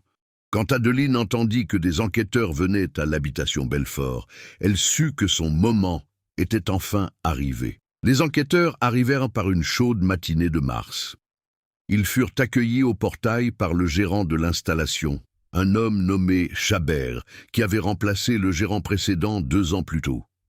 Chabert était lisse et poli, un homme qui savait comment présenter une impression favorable. Il donna aux enquêteurs une visite soigneusement orchestrée des lieux. Il leur montra des baraquements qui avaient été nettoyés à la hâte la veille au soir. Il leur montra des sites de travail où les prisonniers avaient reçu l'instruction de bouger lentement et de cacher leurs blessures. Il leur montra la cuisine où un repas spécial de vraie viande et de légumes était préparé pour la première fois depuis des mois. Les enquêteurs posèrent des questions polies. Ils prirent des notes. Ils hochèrent la tête aux explications de Chabert. Ils s'apprêtaient à partir, satisfaits d'avoir fait leur devoir, confiants que leur rapport décrirait les conditions comme difficiles mais acceptables.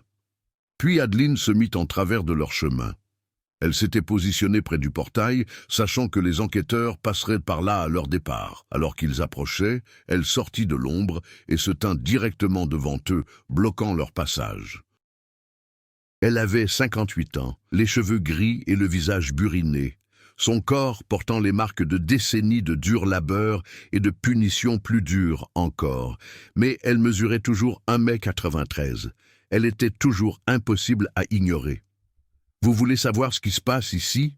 dit-elle. « Je vais vous le dire. » Chabert se précipita, son visage rougissant. « Cette femme est une fauteuse de troubles, » bafouilla-t-il, « une criminelle condamnée. Rien de ce qu'elle dit ne peut être cru. »« Garde, enlevez-la immédiatement !» Deux gardes s'avancèrent vers Adeline. Le plus jeune des trois enquêteurs, un homme nommé Garnier, qui avait des yeux gentils et un carnet serré dans ses mains, leva la main pour les arrêter. « Attendez !» dit-il. « Laissez-la parler. » Les deux autres enquêteurs échangèrent des regards. L'un d'eux, un homme plus âgé nommé Leroux, pas le commandeur, un homonyme, qui était président du comité, semblait prêt à renvoyer Adeline et continuer son chemin. Mais quelque chose dans ses yeux l'arrêta. Quelque chose dans la façon dont elle se tenait, la façon dont elle le regardait, la certitude absolue dans son maintien. « 5 minutes, dit Leroux. Elle a 5 minutes. Adeline parla pendant 3 heures. Elle ne se précipita pas, elle ne divagua pas. Elle présenta son témoignage avec la précision d'un avocat et l'autorité d'un témoin qui avait tout vu et rien oublié. Elle commença avec Jean-Louis Michel. Elle décrivit les 3 semaines de torture dans un détail atroce. Elle décrivit les 200 coups de fouet administrés sur 3 jours. Elle décrivit la semaine dans la boîte enterrée. Elle décrivit les 100 coups supplémentaires qui l'avaient tuée. Elle donna des dates, elle donna des heures, elle donna les noms des gardes qui avaient administré la punition sous les ordres de Lucien Brossard. Puis elle continua. Elle leur parla de Marie Duval, battue si sévèrement pour avoir laissé tomber un seau qu'elle perdit l'usage de son bras droit. Elle leur parla de Samuel, 15 ans, travaillé à mort en défrichant des souches d'un champ. Elle leur parla d'Élisabeth, qui mourut en couche parce qu'aucune attention médicale ne fut fournie. Elle leur parla de Jacques, qui fut tiré dans le dos alors qu'il essayait soi-disant de s'échapper, bien que tout le monde sût qu'il s'était simplement effondré d'épuisement. Elle leur parla de Lucien Brossard, elle leur parla de son carnet en cuir, elle leur parla de sa boisson, elle leur parla de ses punitions spéciales, elle leur parla du schéma de sélection de certains prisonniers pour la destruction, les tourmentant méthodiquement jusqu'à ce qu'ils meurent. Et puis elle leur parla d'un prisonnier particulier, un homme dont elle ne connaissait pas le nom parce qu'il était arrivé récemment, et mort avant que quiconque puisse l'apprendre. Cet homme avait été puni pour avoir échoué à atteindre son quota de travail. Au cours d'un seul mois, il avait reçu 604 coups de fouet. 604. Elle avait compté. Elle avait regardé. Elle s'était souvenue. Les enquêteurs lui firent répéter le nombre. Elle le répéta.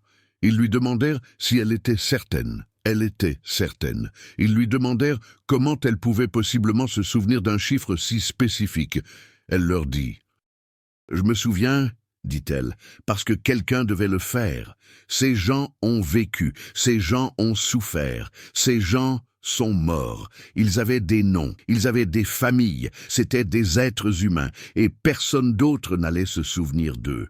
Alors je me suis souvenu de chacun d'eux, chaque nom que j'ai pu apprendre, chaque raclée dont j'ai été témoin, chaque mort que j'ai vue, je les ai tous portés. Pendant 7 ans, je les ai portés, et maintenant je vous les donne. » Les enquêteurs étaient pâles quand elle eut fini. Leurs mains tremblaient alors qu'ils écrivaient dans leur carnet. L'homme plus âgé, Leroux, qui avait été sceptique au début, avait l'air d'avoir vieilli de 10 ans en 3 heures. Le plus jeune homme, Garnier, avait les larmes aux yeux. Chabert essaya d'intervenir plusieurs fois pendant le témoignage d'Adeline. Il la traita de menteuse. Il la traita de folle. Il exigea que les enquêteurs ignorent tout ce qu'elle disait. Mais son témoignage était trop détaillé, trop spécifique, trop évidemment le produit d'une mémoire authentique plutôt que d'une fabrication. Et quand Garnier demanda directement à Chabert si des registres existaient qui pourraient corroborer ses dires, l'hésitation de Chabert fut une réponse suffisante. Les enquêteurs quittèrent l'habitation Belfort cet après-midi-là. Ils revinrent la semaine suivante avec des gardes armés et un mandat. Ils arrêtèrent Lucien Brossard. Ils arrêtèrent Chabert. Ils saisirent les registres de l'installation, y compris le carnet en cuir de Brossard, avec sa documentation méticuleuse des punitions. Ils comparèrent le témoignage d'Adeline aux documents écrits. Tout correspondait. Chaque date qu'elle avait donnée était correcte. Chaque nom qu'elle avait fourni apparaissait dans les documents officiels. Le nombre de coups de fouet qu'elle avait compté correspondait au nombre que Brossard avait enregistré de sa propre écriture. Son témoignage n'était pas juste crédible. Il était corroboré par les propres registres du perpétrateur. Le rapport final de l'enquête soumis au gouverneur à l'été 1858 utilisa l'expression « cruauté particulière » pour décrire les conditions à l'habitation Belfort. Il documenta les 604 coups de fouet donnés à un seul prisonnier. Il documenta des morts par coups, par surmenage, par famine et maladie et négligence. Il recommanda la terminaison immédiate du programme de travail forcé à l'installation. Le programme à l'habitation Belfort fut fermé. Lucien Brossard fut retiré de sa position, bien qu'il ne fût jamais criminellement inculpé. Les prisonniers furent transférés vers d'autres installations ou dans certains cas libérés tôt en raison des conditions qu'ils avaient endurées. Adeline fut parmi ceux libérés. Elle avait servi 7 ans de sa sentence de 5 ans. Les 2 années supplémentaires avaient été ajoutées pour diverses infractions, y compris insolence, échec au travail et perturbation. Ces charges ne seraient jamais officiellement retirées de son dossier, mais elle était libre à nouveau. Pour la 2e fois de sa vie, elle sortait de la servitude vers un avenir incertain. Elle sortit de l'habitation Belfort par un matin de septembre 1858. Le soleil se levait sur les champs où elle avait labeur enfant, jeune femme, prisonnière, les mêmes champs où Cyprien lui avait appris à lire, les mêmes champs où elle avait creusé son tunnel, les mêmes champs où elle avait vu Jean-Louis Michel mourir. Elle marchait lentement, son corps lui faisait mal, ses articulations étaient raides, son dos était une carte de cicatrices. Mais elle marchait la tête haute et les épaules droites, de la même façon qu'elle avait toujours marché, de la même façon qu'elle avait marché quand elle avait 7 ans et était arrivée à cet endroit pour la première fois. Elle ne regarda pas en arrière.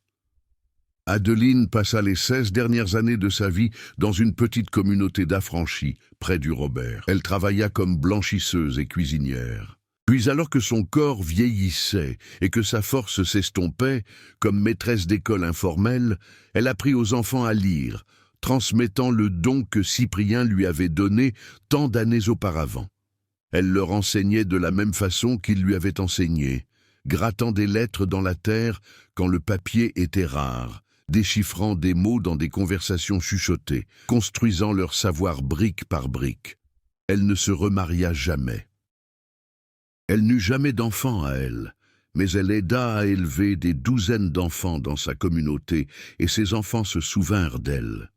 Ils se souvenaient de la femme géante aux mains douces et aux yeux tristes. Ils se souvenaient de ses histoires, qu'elle racontait rarement mais puissamment, des contes de survie et de résistance, et de l'esprit humain inébranlable.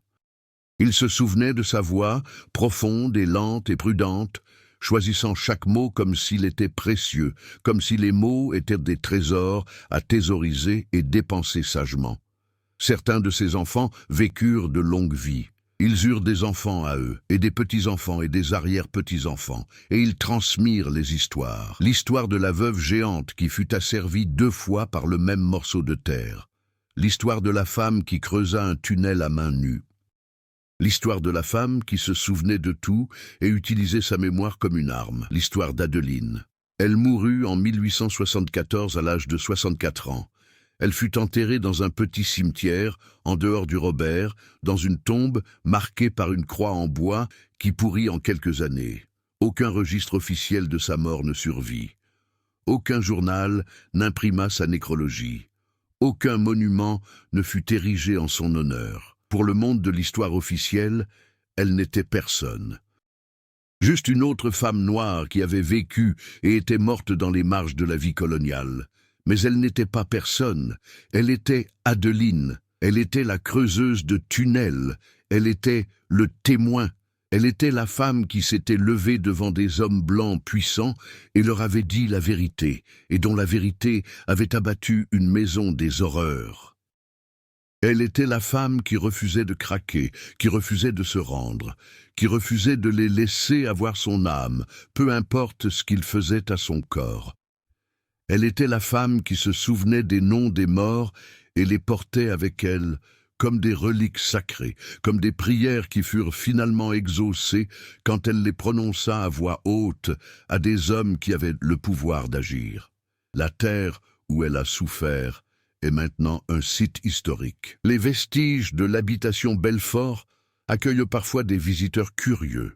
Des archéologues fouillent à travers les couches de sol, découvrant des fragments du passé. Ils trouvent de la poterie et des outils, et les restes de bâtiments que les esclaves ont construits de leurs propres mains. Ils trouvent des preuves du système de travail forcé qui a remplacé l'esclavage par quelque chose d'à peine distinguable. Ils essaient de reconstruire les vies des gens qui ont vécu et sont morts sur cette terre. Mais ils n'ont pas trouvé Adeline. Elle existe seulement dans les histoires. Elle existe seulement dans les mémoires transmises à travers les familles qui ont survécu à ce qu'elle a survécu. Elle existe seulement dans la vérité qu'elle a dite à 3 enquêteurs lors d'une chaude journée de mars 1858. Et cette vérité importe toujours. Elle importe parce qu'elle nous rappelle que les systèmes d'oppression ne finissent pas simplement parce que les lois changent. L'esclavage a été aboli et il a été remplacé par le travail forcé. Le travail forcé a été réformé et il a été remplacé par d'autres systèmes. Les noms changent, la paperasse change, les justifications changent, mais la réalité sous-jacente, l'utilisation du pouvoir pour exploiter et brutaliser les gens vulnérables, continue sous différentes formes. Elle importe parce qu'elle nous rappelle que les gens ordinaires peuvent résister. Adeline n'était pas un général ou une politicienne ou une célèbre militante. Elle était une femme à qui on avait refusé l'éducation, refusé la liberté, refusé la dignité humaine basique pour la majeure partie de sa vie. Et pourtant, elle a trouvé des moyens de riposter, elle a creusé des tunnels, elle a mémorisé des noms, elle a porté témoignage. Elle a dit la vérité au pouvoir quand l'opportunité s'est enfin présentée. Elle a prouvé que même la personne la plus impuissante peut faire une différence si elle refuse d'abandonner. Elle importe parce qu'elle nous rappelle que la mémoire est un pouvoir. Les gens qui dirigeaient l'habitation Belfort croyaient qu'ils pouvaient faire tout ce qu'ils voulaient parce que personne ne regardait, parce que personne ne se souviendrait, parce que leurs victimes étaient invisibles et sans voix. Adeline s'est faite témoin. Elle s'est fait un registre vivant de leurs crimes, et quand le moment est venu, ce registre les a abattus. C'est l'héritage d'Adeline, la veuve géante de l'habitation Belfort, pas des bâtiments ou des monuments ou une reconnaissance officielle. Quelque chose de plus important, une histoire qui refuse de mourir, une vérité qui continue d'être dite. Un rappel que même dans les temps les plus sombres, même dans les circonstances les plus désespérées, l'esprit humain peut endurer, peut résister, peut triompher. Elle n'a jamais cessé de se tenir droite. Elle n'a jamais cessé de dire la vérité. Et elle n'a jamais, pas une fois, jamais laissé voir qu'elle craquait. C'est la leçon de sa vie. C'est ce qu'elle a laissé derrière elle. C'est ce que nous portons en avant génération après génération, histoire par histoire, vérité par vérité, jusqu'au jour où les chaînes se briseront enfin pour de bon, et où personne n'aura jamais à endurer ce qu'Adeline a enduré. Que ce jour vienne bientôt, et puissions-nous tous trouver le courage, quand notre moment arrivera de faire ce qu'Adeline a fait, se souvenir.